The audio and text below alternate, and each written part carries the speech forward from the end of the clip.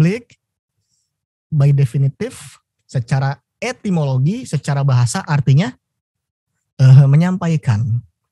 Secara istilah menyampaikan pokok-pokok dan uraian ajaran Islam sesuai dengan tuntunan Allah Subhanahu wa taala dan Rasulnya. Gitu. Ya intinya sama aja, menyampaikan ajaran Islam. Beres, kayak gitu tablik itu. Cuma nanti yang kalian harus ingat adalah praktiknya tuh kayak gimana sih, nah gitu. Di sini ada kata kunci yang kedua. Kata kunci yang pertama menyampaikan. Kata kunci yang kedua, tablik merupakan bagian dakwah bil lisan. Dakwah bil lisan. Ada yang tahu artinya apa dakwah bil lisan? Itu udah bahasa Indonesia sih sebenarnya, itu tuh bahasa Arab cuma udah jadi bahasa Indonesia juga. Dakwah bil lisan itu apa? Dakwah secara langsung gitu. Siapa tadi yang ngomong? Agnia. Oke. Tuh, lisan artinya apa? Lisan ya dengan lisan, dengan secara langsung, secara ungkapan, betul. Dakwah secara lisan. Tapi kan definisinya terlalu umum banget ya kalau kita ngomong dakwah secara lisan, karena semuanya bisa jadi dakwahnya secara lisan. Cuma di sini yang menjadi keunikan adalah ide si tablik ini itu cakupannya itu sebatas menyampaikan, bukan mengubah gitu kan. Nanti yang lebih apa ya namanya, yang lebih konkret gitu, itu ada di dakwah sebenarnya. Nah, tablik di sini pesan utamanya adalah yang menyampaikan. Kita tahu apa, sampaikan. Kita tahu ini, sampaikan. Gitu. Makanya kalau di tablik ini, syarat-syarat untuk melakukan tablik ini itu nggak sebanyak khutbah. Kalau khutbah kan harus tahu ajaran Islam, harus tahu hukum melakukan khutbahnya kayak gimana, rukun-rukunnya, ada kualifikasi kayak begitulah yang harus dipenuhi oleh sang khotib. Tapi kalau tablik ini, kita pun bisa melakukannya dengan catatan yang kita sampaikan adalah benar dan ilmunya ada gitu. Bukan asal. Misalnya, kalian tahu sholat 5 waktu itu wajib. Meskipun kalian mungkin maksudnya kayak hukum Islam sholat ini artinya apa, bacaan ini artinya apa, kalian belum tahu itu semua misalnya. Tapi yang kalian tahu, sholat itu hukumnya wajib. Nah, kalian boleh menyampaikan ke teman kalian, ke saudara kalian misalnya, sholat itu wajib. Nah itu satu kata kunci yang sedikit itu artinya kita sedang menyampaikan, yang berarti kita sedang melakukan tablik gitu. Makanya tablik ini cenderung sebenarnya lebih ringan, tapi dengan segala yang kita ungkapkan itu bertanggung jawab, bukan hoax, bukan asumsi, bukan ada yang pada ranah abu-abu kayak gitu. Makanya yang dakwah bilisan gitu kan. Nah ini hadisnya dari Nabi Muhammad SAW bersabda, balighu anni walau ayah. Balighu, sampaikan dariku walau satu ayat. Artinya kalau kita tahu sedikit ilmunya tapi itu benar, sampaikan aja. Masalah responnya baik atau nggak baik itu di luar tanggung jawab kita. Karena kita nggak bisa merespon, kita nggak bisa mengukur orang lain. Kita nggak bisa mengubah hati orang lain segala macam ya. Tapi kita bisa menyampaikan, yang bisa kendalikan akan diri kita sendiri. Misalnya, guru-guru misalnya di sekolah, misalnya guru-guru ngelarang kalian begini. Tapi di luar kalian tetap ngelanggar misalnya, ya udah, kita nggak tahu gitu. Kita nggak tahu aja, jadi kita udah sampaikan. Kalau di sekolah kita mungkin masih bisa pengawasan, di luar kita agak sulit, tapi kita udah menyampaikan. Nah disinilah sebenarnya nilai-nilai kedewasaan baru boleh muncul, baik sebagai orang yang tabliknya ataupun sebagai orang yang mendengarkan tablik itu. Orang yang menyebarkan tablik itu disebut dengan mubalig, ya kan? Kalau orang yang berkhutbah sebutannya khatib. Tapi kalau orang yang melakukan tablik sebutannya mubalig. Gitu. Itu ya isi tablik, menjadikan diri dan orang lain berada di jalan Allah, senantiasa melaksanakan perintahnya dan menjauhi segala larangannya. Nah di sini yang harus menjadi perhatian khusus bagi kita adalah ketika kita menyampaikan sesuatu kepada orang, kita jangan munafik. Jangan kita nyuruh sholat, kitanya nggak sholat kayak gitu. Itu justru bisa dibenci sama Allah Subhanahu Wa Taala. Gitu. Jadi ya kita sebisa mungkin kalau kita punya ilmunya, kita praktekkan, kita ajak orang lain, kita sampaikan. Orang itu nggak mau, orang itu ya udah nggak apa-apa gitu. Jangan maksa-maksa, apalagi sampai melakukan tindakan yang kekerasan kayak gitu. Nah ini ketentuan tablik. Nah di sini sebenarnya ada beberapa hal, tapi ini nggak mengikat sebagaimana khutbah. Kalau khutbah, yang namanya rukun khutbah itu harus ada gitu. Sedangkan ini lebih ke bagaimana ketentuan aja, tips and trick kayak gitu, supaya tabliknya bisa lebih diterima gitu. Dan kita juga perlu ingat teman-teman semua bahwa tablik ini adalah bagian dari teknik dakwah. Bagian dari teknik dakwah. Nah, dakwah kan umum. Nah, tablik di sini mencoba dari segi lisannya, penyampaiannya gitu. Makanya kemampuan dalam beretorika ini penting banget. Makanya kalau kalian lihat misalnya para penceramah, ada aja kan yang kalian dengar, oh ini lebih enak, lebih cepat paham kitanya. Nah, berarti sang penceramah ini atau misalnya ustadz ini menyampaikan ke kita respon ngerasa oh ini lebih mudah dipahami. Berarti apa yang dia sampaikan efektif ke kita. Nah, itu yang bagus sebenarnya. Oke, apa saja itu ketentuannya? Yang pertama, punya tujuan yang spesifik. Tujuan dan spesifik. Sama dengan yang kedua juga. Sebelum menyusun materi, itu harus punya tujuan yang dicapai. Contohnya misalnya, kalian mau mengajarkan adik kalian sholat gitu. Kalian punya tujuan nih. Dengan mengajarkan adik saya sholat, saya ingin adik saya bisa sholat. Udah ada nih termindset tujuan kita. Nah selanjutnya adalah kita menyusun langkah-langkah, menyusun materi gitu. Dalam entah itu tertulis, entah itu dalam pikiran kita. Oh misalnya, oh ajarin dulu nih cara baca Al-Fatihahnya. Oh ajarin dulu begini-begini. Jadi ketika kalian menyampaikan, itu bisa efektif dan efisien. Gitu. Nah kembali lagi, kalau misalnya dia ternyata susah diajarkan, kalian harus sabar. Tapi kalau dia bisa, alhamdulillah cepat. Gitu. Tapi bukan berarti kalian yang bisa menggerakkan otaknya, menggerakkan hati segala macam itu di luar wewenang kita. Gitu. Sama tadi memiliki konsep yang jelas dan bahasa yang mudah dipahami. Nah bahasa ini sangat penting karena bahasa adalah alat komunikasi. Kalau kalian bicara sama anak SD, sama anak SMA atau sama kakak-kakak kalian yang udah di universitas pasti kan berbeda. Pasti kalian punya norma kesopanan gitu. Kalian udah punya ngerasa didik, oh kayak gini. Kalau ngomong ke anak-anak harus pelan, harus pakai bahasa yang gini. Sesuai dengan target kalian. Gitu. Nah biasanya, kalau misalnya kita mengingatkan teman sebaya, seumuran kan teman sekelas, biasanya akan lebih mudah gitu. Karena kalian ya sebaya, tahu dia sukanya apa, kita ngobrol gini-gini, biasa lebih mudah gitu. Ketimbang kendalanya ya, misalnya menceramahi orang yang lebih tua, nah biasa itu sulit. Kayak gitu. Dan ini hal yang biasa. Tinggal kalian punya teknik khusus. Jadi tablik ini adalah it's about strategi gitu kan. Gimana caranya. Yang keempat di sini menghindari pembahasan materi yang sifatnya provokasi dan kontroversi. Ada yang bisa memberikan pendapat kira-kira kenapa? Kenapa harus menghindari yang sifatnya provokasi dan kontroversi? Silakan. Ada yang punya pendapat?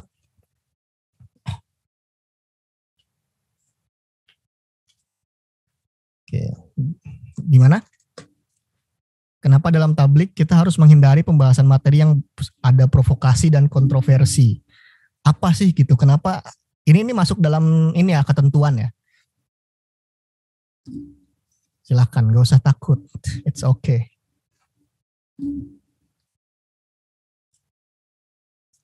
Nah, ada?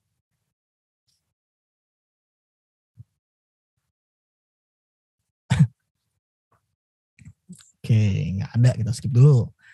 Nah ini yang 4 ini terkadang sering nggak diperhatikan.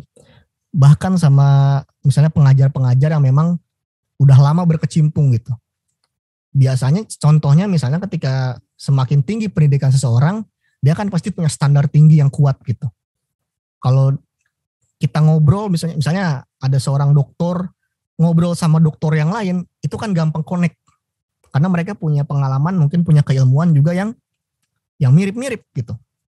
Tapi ketika misalnya pendidikan kita tinggi, kuliah di luar negeri segala macam, ketemu sama orang yang bahkan pendidikan itu nggak dapat, itu pasti cara nyampe itu beda-beda. Pemahamannya beda-beda. Apa yang kita sampaikan padahal benar bisa juga direspon salah gitu, karena salah paham. Nah, termasuk dalam hal-hal yang sifatnya provokasi dan kontroversi. Kalau provokasi jelas sekali ini salah ya, nggak boleh memprovokasi ketika dalam dakwah atau tablik ataupun segala sesuatu di tengah masyarakat. Nggak boleh provokasi. Gitu. Nah, yang menjadi susah dibandingkan adalah kontroversi. Padahal bisa aja itu nggak kontroversi, tiba-tiba jadi kontroversi kan. Mungkin kalau kalian update itu di media sosial segala macam, apa-apa tuh bisa digoreng-goreng kayak gitu. Padahal sebenarnya itu bukan kontroversi, itu biasa aja. Nah, yang kayak gini yang harus dihindari. Yang harus dihindari. Jadi jangan sampai ketika kita menyampaikan itu ada kemungkinan ya untuk menimbulkan kegaduhan di tengah masyarakat segala macam. Karena kalau misalnya materi yang kita sampaikan ada provokasi atau ada kontroversi, itu bisa jadi materi kita yang tadinya udah dicerna jadi hilang lagi. Itu bayangin kita udah menjelaskan banyak-banyak dan orangnya tuh udah paham pelan-pelan. Tiba-tiba ada satu yang keserimpet mungkin atau ada yang salah paham, ya jadi lepas gitu. Itu sering terjadi ya. Meskipun ya kalau sekarang banyak era fitnah ya, jadi bisa-bisa jadi salah mulu kayak gitu. Gitu. Oke, yang kelima, suara dapat didengar dengan jelas. Suara dapat didengar dengan jelas. Maksudnya gimana? Maksudnya jangan sampai karena ketidakjelasan suara yang didengar oleh masyarakat itu malah menimbulkan kesalahpahaman. Kita ngomong apa, ditangkapnya apa. Bukan karena kita salah nyampai, tapi karena nggak denger. Nah, itu sering banget kayak gitu. Nah, ini penting banget untuk memastikan kejelasan. Kalau zaman sekarang mungkin problemnya itu kalau ada video dipotong-potong misalnya. Padahal ngomong apa, yang sampai apa, kayak gitu. Nah, ini yang kejadian di masa sekarang tuh kayak gitu. Makanya kalau orang-orang sekarang bicara tentang apa, suka di video itu suka dikasih timestamp gitu, tahu kan ya? Supaya kalau potong ketahuan, kayak gitu-gitulah kurang lebih. Balik lagi, yang di zaman sekarang kayaknya fitnah lebih gampang, jadi agak harus waspada dan harus berpikir positif juga kitanya gitu. Dan yang terakhir, itu punya kemampuan menggunakan sarana dan media tablik. Sarana dan media ini nggak terbatas pada apapun, selama itu nggak melanggar syariat Islam ya, nggak melanggar agama ya.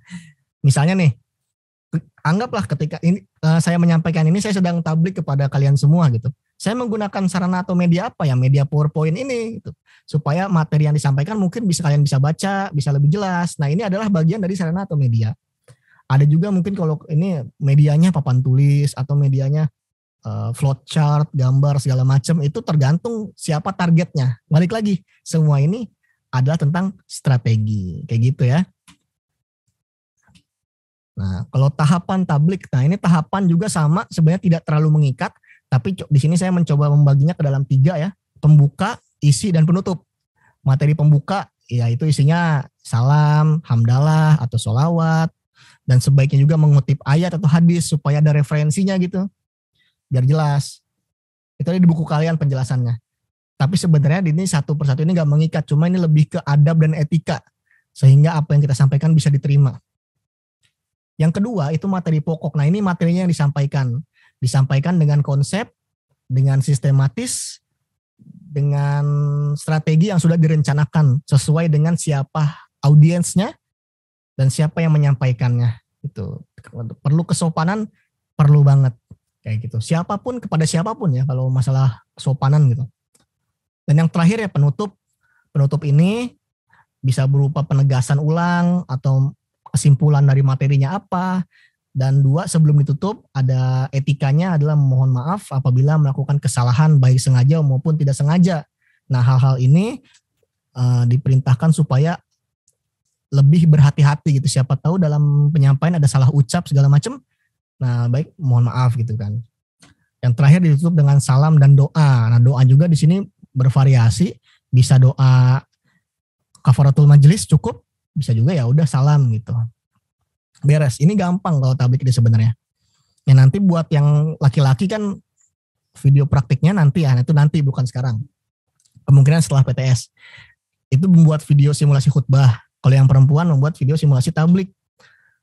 Kalau khutbah yang saya nilai highlightnya ya, supaya saya highlight nilai itu lebih ke rukun-rukunnya, apakah ada yang kelewat atau enggak segala macam di situ pokoknya. Kalau yang perempuan yang saya nilai utamanya itu adalah kemampuan menyampaikan materinya gitu. Apakah semakin mudah diterima gitu, semakin down to earth gitu bahasanya, semakin enak, itu akan lebih bagus nilainya. Kayak gitu. Nah, ini perbedaan nih, perbedaan khutbah dan tablik. Kita nanti akan membedakan khutbah, tablik, khutbah, dakwah, tablik, dakwah. Dan perbedaan khutbah, tablik, dan dakwah. Cuma kita kan baru 2 materi yang kita bahas nih. khutbah dan tablik. Nah, apa saja perbedaannya? Pertama dari segi waktunya nih. Segi waktu, kalau khutbah itu punya aturan khusus. Khutbah Jumat jadi hari Jumat di waktu sholat Jumat, waktu zuhur, kayak gitu. Sholat Id, ya khutbah Id ya di sholat Id, di waktu Id, kayak gitu. Tapi kalau tablik ini tidak punya kan waktu, tergantung, terserah siapa yang mau menyelenggarakan, siapa yang mau melakukannya, gitu. Yang kedua orangnya atau pelakunya. Kalau pelaku khutbah pertama disebut khatib dan harus laki-laki, nggak bisa perempuan kalau khutbah. Tapi kalau tablik pelakunya disebut dengan mubalik dan boleh laki-laki boleh perempuan, tergantung siapa audiensnya. Kalau audiensnya misalnya campur laki-laki perempuan, disarankan laki-laki yang tablik. Tapi kalau perempuan doang misalnya, ya disarankan yang perempuan gitu. Kayak gitu. Intinya nggak terlalu mengikat kalau di sini. Selama tidak melanggar aturan-aturan agama sih, simpel aja kayak gitu. Begitupun pendengarnya ya. Kalau pendengar khutbah itu umumnya laki-laki gitu. Meskipun ada juga perempuan itu sangat dibolehkan mendengarkan khutbah. Kan kayak kalian sholat Idul Fitri kan mendengarkan khutbah juga gitu. Kalau tablik ini umum, siapa saja boleh menjadi audiens dalam tablik. Ketentuan khusus kalau khutbah ada tadi ya, diwajibkan baca hamdalah, syahadat, salawat, wasiat taqwa, membaca Quran hingga membaca doa. Sedangkan kalau tablik ini tidak ada ketentuan khususnya, tidak ada hal-hal yang lebih spesifik. Hanya saja dalam tablik ini lebih dekat kepada adab, moral dan etika yang harus dipatuhi gitu dalam suatu lingkungan mungkin kayak gitu. Nah, oke, sebelum ini ada pertanyaan dulu.